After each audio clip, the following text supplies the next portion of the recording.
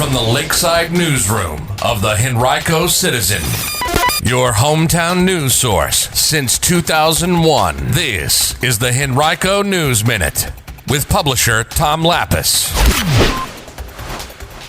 Some unanswered questions remain after an officer shooting following a crash in Eastern Henrico this weekend, and county officials get closer to planning a new bond referendum. We'll have details in today's Henrico News Minute. It's Wednesday, November 10th, 2021.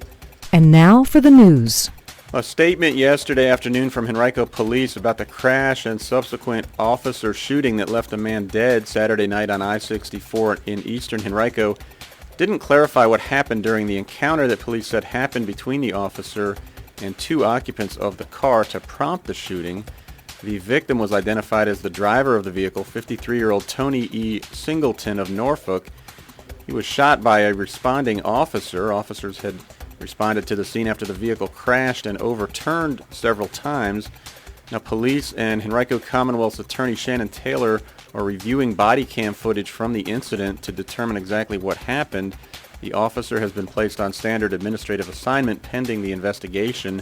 Police Chief Eric English said in a statement that the situation is difficult for all involved, saying, quote, "Our team is working hard to determine the facts of what happened that evening," end quote.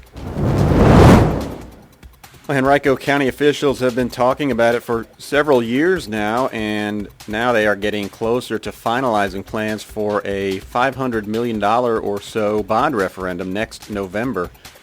At last night's Board of Supervisors meeting, officials discussed a list of tentative projects that could appear on the ballot November 8th of 2022. Supervisors intend to finalize the exact list of projects by sometime in January after they have their annual retreat.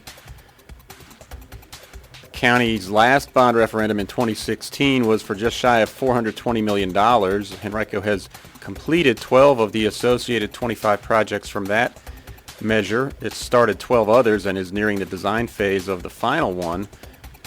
The tentative list of projects for next year's bond referendum, as outlined last night by Deputy County Manager for Administration Brandon Hinton, is relatively the same as supervisors discussed this past January at their retreat, with one significant exception: a proposed $50 million renovation of the Virginia Randolph Education Campus now will be funded with federal dollars from the Elementary and Secondary School Emergency Relief Program.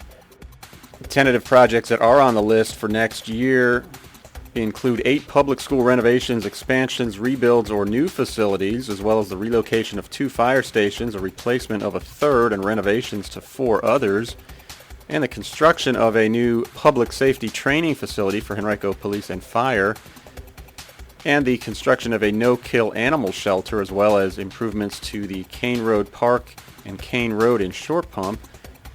In addition, a number of drainage improvement projects countywide totaling about $56 million are tentatively included. The plans would call for new additions of Quioccasin Middle, Jackson Davis Elementary, and Longan Elementary to be built, and the renovation of the old part of Holiday Elementary School and Highland Springs Elementary. Verina Supervisor Tyrone Nelson lobbied last night for the consideration of a total rebuild of Highland Springs, suggesting that it might not make sense to spend $25 million or so to renovate it when a new addition could be built perhaps for $35 or $40 million. You can read much more about all the projects being considered right now for the bond referendum on henricocitizen.com. The number of new COVID-19 cases in Henrico County Public Schools buildings dipped yet again last week, with only 44 cases reported.